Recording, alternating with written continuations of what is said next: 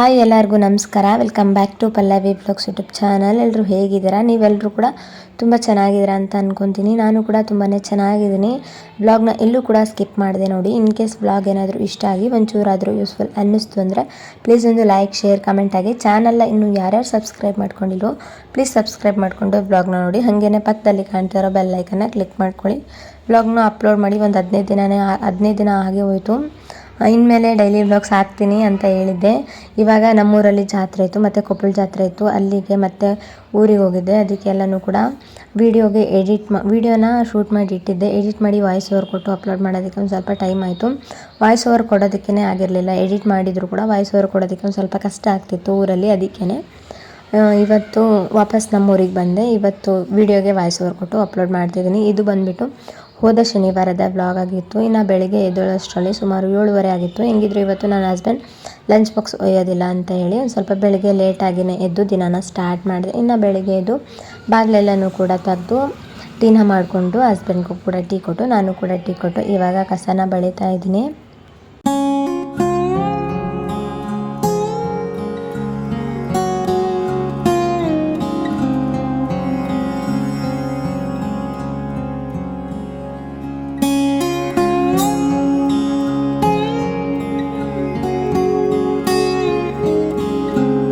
ಇನ್ನು ಕಸ ಎಲ್ಲ ಬೆಳೆದು ಆವಾಗಲೇ ಹೇಳ್ದಾಗೆ ಬೆಳಿಗ್ಗೆ ಲೇಟಾಗಿತ್ತು ಅಂತ ಹೇಳ್ದಲ್ವ, ಕಸ ಎಲ್ಲ ಬೆಳೆದು ಟೀ ಎಲ್ಲ ಕುಡಿಯೋಷ್ಟೊತ್ತಿಗೆ ಸುಮಾರು 8 ಗಂಟೆನೇ ಆಗ್ತಾ ಬಂತು. ಇನ್ನು ಬ್ರೇಕ್ಫಾಸ್ಟಿಗೆ ಅಂತ ಹೇಳಿ ಇಲ್ಲಿ ಮೊದಲಿಗೆ ಖಾರ ಪೊಂಗಲ್ನ ಮಾಡೋದಕ್ಕೆ ಇಡೋಣ ಅಂತ ಹೇಳಿ ಕುಕ್ಕರ್ಗೆ 1 ಕಪ್ಪಷ್ಟು ಹೆಸರುಬೇಳೆ, 1 ಕಪ್ಪಷ್ಟು ಅಕ್ಕಿನ ತೊಗೊಂಡಿದ್ದೀನಿ. ಇದನ್ನು ಒಂದು 2-3 ಸಲ ನೀರಲ್ಲಿ ಚೆನ್ನಾಗಿ ತೊಳೆದು ಪೊಂಗಲ್ನ ಮಾಡ್ತೀನಿ. ರೆಸಿಪಿನೂ ಕೂಡ ಕ್ವಿಕ್ಕಾಗಿ ಶೇರ್ ಮಾಡ್ತೀನಿ. 1 ಕಪ್ಪಷ್ಟು ಹೆಸರುಬೇಳೆ, 1 ಕಪ್ಪಷ್ಟು ಅಕ್ಕಿನ ತೊಗೊಂಡು ನೀಟಾಗಿ ಒಂದು 2-3 ಸಲ ಇದನ್ನು ವಾಶ್ ಮಾಡ್ಕೋಬೇಕು. ಯಾಕಂದರೆ ಅಕ್ಕಿಲಿ ಜಾಸ್ತಿನೇ ಧೂಳಿರುತ್ತಲ್ವ, ಅದಕ್ಕೇ. ಇನ್ನು ಈ ಖಾರ ಪೊಂಗಲ್ ಹೆಂಗೆ ಅಂದರೆ ಬೆಳಗ್ಗೆ ಲೇಟಾಗಿ ಎದ್ದಾಗ ಕ್ವಿಕ್ಕಾಗೂ ಕೂಡ ಆಗಿಬಿಡುತ್ತೆ. ಅಷ್ಟೇ ಟೇಸ್ಟಿಯಾಗಿರುತ್ತೆ. ಬೆಳಗಿನ ಬ್ರೇಕ್ಫಾಸ್ಟಿಗೆ ಪರ್ಫೆಕ್ಟ್ ಆಗಿರುತ್ತೆ. ಮಾಮೂಲಿಯಾಗಿ ಬೆಳಗಿನ ಬ್ರೇಕ್ಫಾಸ್ಟ್ಗೆ ನಾನು ಇದನ್ನು ಚೂಸ್ ಮಾಡೋದಿಲ್ಲ. ಯಾಕಂದರೆ ಹಸ್ಬೆಂಡ್ ಲಂಚ್ ಬಾಕ್ಸ್ ತೊಗೊಂಡು ಹೋಗ್ತಾರಲ್ವ, ರೊಟ್ಟಿ ಚಪಾತಿ ಈ ಥರ ಮಾಡಿಬಿಡ್ತೀನಿ. ಯಾವಾಗಾದರೂ ಒಂದ್ಸಲ ಅವರು ಲಂಚ್ ಬಾಕ್ಸ್ ತೊಗೊಂಡು ಹೋಗದೇ ಇರುವಾಗ ಈ ಥರ ಪೊಂಗಲ್, ಬಿಸಿಬೇಳೆ ಬಾತ್ ಈ ಥರ ಮಾಡ್ತಿರ್ತೀನಿ. ಇವತ್ತು ನನ್ನ ಹಸ್ಬೆಂಡ್ ಕೇಳಿದರು ಲಂಚ್ ಬಾಕ್ಸ್ ತೊಗೊಂಡು ಹೋಗಲ್ಲಲ್ವ, ಖಾರ ಪೊಂಗಲ್ ಮಾಡು ಅಂತ. ಅದಕ್ಕೇ ಇವತ್ತು ಖಾರ ಪೊಂಗಲ್ನ ಮಾಡ್ತಿದ್ದೀನಿ. ಇನ್ನು ಅಕ್ಕಿ ಮತ್ತು ಹೆಸರುಬೇಳೆನ ನೀಟಾಗಿ ಒಂದು 2-3 ಸಲ ವಾಶ್ ಮಾಡ್ಕೊಂಡಿದ್ದಾದಮೇಲೆ 2 ಬೇಯುವಷ್ಟು ಒಂದು ಸ್ವಲ್ಪ ನೀರು, ಒಂದು ಸ್ವಲ್ಪ ಅರಿಶಿನ ಪುಡಿ, ಆಮೇಲೆ ರುಚಿಗೆ ತಕ್ಕಷ್ಟು ಉಪ್ಪನ್ನ ಹಾಕಿ ಆಮೇಲೆ ಒಂದು ಸ್ವಲ್ಪ ಎಣ್ಣೆನ ಹಾಕಬೇಕು. ಇಲ್ಲಿ ವಿಡಿಯೋ ಕ್ಲಿಪ್ ಮಿಸ್ ಆಗಿದೆ. ಒಂದು ಸ್ವಲ್ಪ ಎಣ್ಣೆನೂ ಹಾಕಿದ್ದೀನಿ. ಎಣ್ಣೆ ಹಾಕಿ ಕುಕ್ಕರ್ ಲಿಡ್ನ ಕ್ಲೋಸ್ ಮಾಡಿ ಆಮೇಲೆ ಒಂದು ಮೀಡಿಯಮ್ ಫ್ಲೇಮಲ್ಲಿ ಒಂದು 4-5 ವಿಸಿಲ್ ಕೂಗಿಸ್ಕೊಂಡ್ರೆ ಆಯಿತು. ಅಕ್ಕಿ ಮತ್ತು ಬೇಳೆ ಎಲ್ಲನೂ ಕೂಡ ನೀಟಾಗಿ ಬೆಂದಿರುತ್ತೆ. ಇನ್ನು ಅದು ಕುಕ್ಕರ್ ಕೂಗಿ ಕೋಲಾಗೋಷ್ಟರಲ್ಲಿ ಈ ಕಡೆಗೆ ಅದು ಹಸಿಮೆಣಸಿನ್ಕಾಯಿ ಮತ್ತು ಕರಿಬೇವು, ಕೊತ್ತಂಬರಿ ಎಲ್ಲನೂ ಕೂಡ ಬೇಕಲ್ವ, ಅದನ್ನೆಲ್ಲನೂ ಕೂಡ ಕಟ್ ಮಾಡ್ಕೊಳ್ಳೋಣ ಅಂತೇಳಿ ಫ್ರಿಜ್ಜಿಂದ ಎಲ್ಲನೂ ಕೂಡ ತೆಗೆದು ಕಟ್ ಮಾಡ್ಕೊತಿದ್ದೀನಿ. ಜಾಸ್ತಿ ಏನು ಇದಕ್ಕೆ ಇಂಗ್ರೀಡಿಯೆಂಟ್ಸ್ ಏನು ಬೇಡ, ಕಡಿಮೆ ಇಂಗ್ರೀಡಿಯೆಂಟ್ಸಲ್ಲೇ ಕ್ವಿಕ್ಕಾಗಿ ಮಾಡ್ಕೊಂಬಿಡ್ಬೋದು.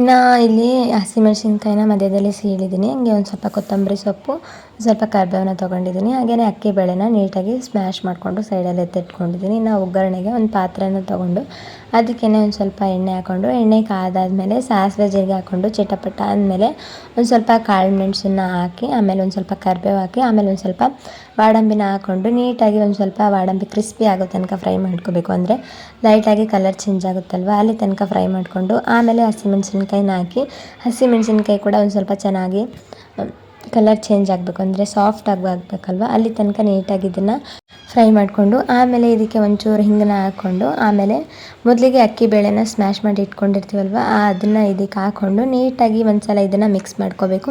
ನೀಟಾಗಿ ಮಿಕ್ಸ್ ಮಾಡ್ಕೊಂಡು ಆಮೇಲೆ ಒಂದು ಸ್ವಲ್ಪ ಉಪ್ಪು ಕಡಿಮೆ ಅನ್ನಿಸ್ತು, ಅದಕ್ಕೇ ಇನ್ನೂ ಒಂಚೂರು ಉಪ್ಪನ್ನ ಹಾಕ್ಕೊಂಡು ಆಮೇಲೆ ಲಾಸ್ಟಲ್ಲಿ ಒಂದು ಸ್ವಲ್ಪ ಕೊತ್ತಂಬರಿ ಸೊಪ್ಪು ಹಾಕಿ ನೀಟಾಗಿ ಇದನ್ನು ಮಿಕ್ಸ್ ಮಾಡಿಕೊಂಡ್ರೆ ಆಯಿತು. ಖಾರ ಪೊಂಗಲ್ ರೆಡಿ ಆಯಿತು. ತುಂಬಾ ಚೆನ್ನಾಗಿರುತ್ತೆ. ಬೆಳಗಿನ ಬ್ರೇಕ್ಫಾಸ್ಟ್ಗೆ ಪರ್ಫೆಕ್ಟ್ ಆಗಿರುತ್ತೆ. ಒಂದು ಸಲ ಟ್ರೈ ಮಾಡಿ. ಆಲ್ಮೋಸ್ಟ್ ಎಲ್ಲರಿಗೂ ಕೂಡ ಈ ರೆಸಿಪಿ ಗೊತ್ತಿರುತ್ತೆ ನಾನು ಯಾವ ಥರ ಮಾಡ್ತೀನಿ ಅಂತ. ಈ ವಿಡಿಯೋದಲ್ಲಿ ಶೇರ್ ಮಾಡಿದ್ದೀನಿ ಅಷ್ಟೇ. ಇದರ ಜೊತೆಗೆ ಮೊಸರು ಬಜ್ಜಿ ಮತ್ತು ಶೇಂಗಾ ಚಟ್ನಿ, ಕೊಬ್ಬರಿ ಚಟ್ನಿ ಎಲ್ಲನೂ ಕೂಡ ಚೆನ್ನಾಗಿರುತ್ತೆ. ನಾನೇನೂ ಮಾಡ್ಕೊಂಡಿರಲಿಲ್ಲ, ಪುಟಾಣಿ ಪುಡಿ ಜೊತೆನೇ ಸರ್ವ್ ಮಾಡಿಕೊಟ್ಟೆ. ಇನ್ನು ಹಸ್ಬೆಂಡ್ಗೆ ಬ್ರೇಕ್ಫಾಸ್ಟ್ ಎಲ್ಲನೂ ಕೂಡ ಹಾಕ್ಕೊಟ್ಟೆ. ಇನ್ನು ಅವರು ಕೂಡ ಬ್ರೇಕ್ಫಾಸ್ಟ್ ಎಲ್ಲ ಮುಗಿಸ್ಕೊಂಡು ಡ್ಯೂಟಿಗೆ ಹೊರಟರು. ಆಮೇಲೆ ನನ್ನ ಕೆಲಸ ಸ್ಟಾರ್ಟ್ ಆಯಿತು. ಇನ್ನು ಕಿಚನ್ ಕೌಂಟರ್ ಟಾಪ್ ಎಲ್ಲನೂ ಕೂಡ ಕ್ಲೀನ್ ಮಾಡಬೇಕು ಅಲ್ವಾ, ಅದಕ್ಕೆ ಇವಾಗ ಕಿಚನ್ ಕೌಂಟರ್ ಟಾಪ್ನ ಕ್ಲೀನ್ ಮಾಡ್ಕೊತಿದ್ದೀನಿ.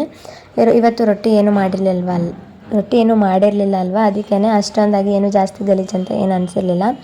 ರೊಟ್ಟಿ ಪಲ್ಯ ಈ ಥರ ಮಾಡಿದ್ರೆ ಜಾಸ್ತಿ ಮೆಸ್ಸಿ ಆಗುತ್ತೆ. ಈ ಥರ ಸಿಂಪಲ್ಲಾಗಿ ಮಾಡಿಕೊಂಡ್ರೆ ಅಷ್ಟೊಂದಾಗಿ ಗಲೀಜೇನೂ ಆಗೋದಿಲ್ಲ. ಹಂಗೇ ಸುಮ್ಮನೆ ಒರೆಸ್ಕೋಬೇಕು. ಗ್ಯಾಸ್ ಕಟ್ಟೆ ಕ್ಲೀನ್ ಇರಬೇಕು, ನಮ್ಮ ಮನಸ್ಸಿಗೂ ಕೂಡ ಸಮಾಧಾನ ಆಗಬೇಕಲ್ವ. ಅದಕ್ಕೇ ಬ್ರೇಕ್ಫಾಸ್ಟ್ ಆದಮೇಲೆ ಒಂದ್ಸಲ ಕಿಚನ್ ಕೌಂಟರ್ ಟಾಪ್ ಎಲ್ಲನೂ ಕೂಡ ಕ್ಲೀನ್ ಮಾಡಿ ಆಮೇಲೆ ಇನ್ನೂ ಒಂದ್ಸಲ ಕಸ ಎಲ್ಲನೂ ಕೂಡ ಬಳಿದು ಇವಾಗ ಮಾಪನ ಮಾಡ್ಕೊತಿದ್ದೀನಿ. ಪೂಜೆ ಮಾಡಿ ಆಮೇಲೆ ಮೊದಲಿಗೆ ಹೇಳ್ದೆ ಅಲ್ವಾ ಊರಿಗೆ ಹೋಗಿದ್ದೆ ಅಂತ ಹೇಳಿ, ಊರಿಗೆ ಹೋಗಬೇಕಾಗಿತ್ತು. ಅದಕ್ಕೇ ಊರಿಗೆ ಹೋಗೋ ಮುಂಚೆನೇ ವಿಡಿಯೋನ ಶೂಟ್ ಮಾಡ್ಕೊಂಡಿದ್ದೆ, ವ್ಲಾಗ್ನ ಕಂಪ್ಲೀಟಾಗಿ ಶೂಟ್ ಮಾಡಿಕೊಂಡೆ. ಆಮೇಲೆ ಊರಿಗೆ ಹೋಗಬೇಕಾಗಿತ್ತು ಆವತ್ತಿನ ದಿನವೇ. ಅದಕ್ಕೇ ಇನ್ನೊಂದು ಸಲ ಕಸ ಬಳಿದು ನೀಟಾಗಿ ಮಾಪೆಲ್ಲನೂ ಕೂಡ ಮಾಡ್ಕೊತಿದ್ದೀನಿ.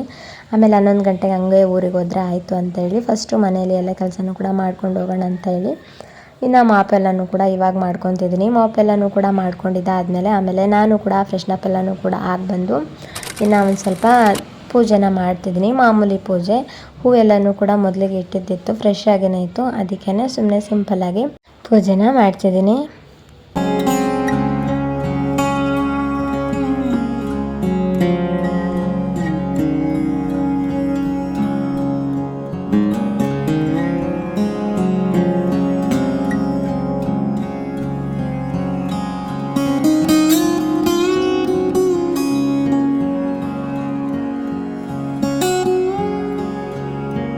ಇನ್ನು ಸಿಂಪಲ್ಲಾಗಿ ಪೂಜೆನೂ ಕೂಡ ಮುಗಿಸ್ಕೊಂಡೆ. ರಾತ್ರಿ ಪಾತ್ರೆ ಏನೂ ತೊಳೆದಿರಲಿಲ್ಲ, ಬೆಳಗ್ಗೆನೇ ತೊಳೆದು ಹಂಗೇ ಒಂದು ಸ್ವಲ್ಪ ನೀರು ಎಳೆಯೋದಕ್ಕೆ ಇಟ್ಟಿದ್ದೆ. ನೀರು ಕೂಡ ಚೆನ್ನಾಗಿ ಇಳಿದಿತ್ತು. ಇನ್ನು ಪಾತ್ರೆನೂ ಕೂಡ ನೀಟಾಗಿ ಸ್ಟ್ಯಾಂಡಿಗೆ ಜೋಡಿಸಿದ್ರಾಯ್ತು ಅಂತ ಇವಾಗ ಪಾತ್ರೆನ ಸ್ಟ್ಯಾಂಡ್ಗೆ ಜೋಡಿಸ್ತಾ ಇದ್ದೀನಿ. ಮತ್ತು ಬ್ರೇಕ್ಫಾಸ್ಟ್ ಮಾಡಿದ ಪಾತ್ರೆ ಇತ್ತು ಅಲ್ವಾ, ಅದನ್ನು ತೊಳೆದು ಪುಟ್ಟಿಲಿ ಹಾಕೋದಕ್ಕೆ ಬರುತ್ತೆ ಅಂತ ಹೇಳಿ ಪುಟ್ಟಿ ಎಲ್ಲನೂ ಕೂಡ ತುಂಬಿತ್ತು, ಅದಕ್ಕೆ ಮತ್ತು ನೀರೆಲ್ಲನೂ ಕೂಡ ಇಳಿದಿತ್ತು. ಅದಕ್ಕೇ ಇವಾಗ ಪಾತ್ರೆಗಳನ್ನೂ ಕೂಡ ಜೋಡಿಸ್ಕೊಂಡ್ಬಿಡ್ತಿದ್ದೀನಿ.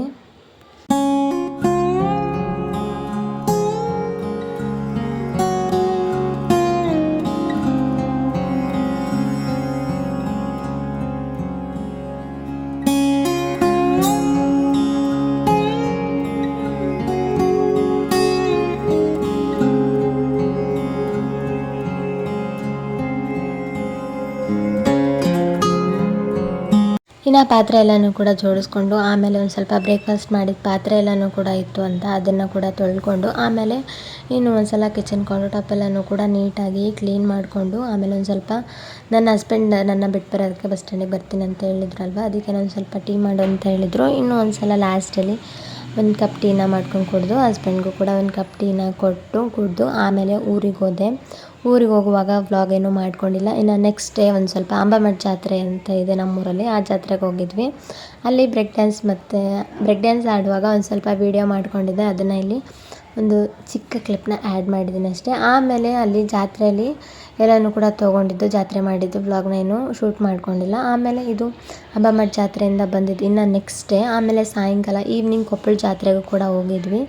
ಅಲ್ಲೂ ಕೂಡ ಅಷ್ಟೇ ಜಾತ್ರೆ ಮಾಡೋ ಬ್ಯುಸಿಯಲ್ಲಿ ವ್ಲಾಗ್ನ ಏನು ಶೂಟ್ ಮಾಡ್ಕೊಂಡಿಲ್ಲ. ಒಂದು ಸ್ವಲ್ಪ ವ್ಲಾಗ್ನ ಶೂಟ್ ಮಾಡ್ಕೊಂಡಿದ್ದೆ, ಅದನ್ನೇ ಇಲ್ಲಿನೇ ಹಾಕ್ತಿದ್ದೀನಿ. ಅಲ್ಲೂ ಕೂಡ ಅಷ್ಟೇ ಜೋಕಾಲಿ ಬ್ರೇಕ್ ಡ್ಯಾನ್ಸ್ ಎಲ್ಲನೂ ಕೂಡ ಆಡಿ ಜಾತ್ರೆನ ಮಾಡ್ಕೊಂಡ್ವಿ.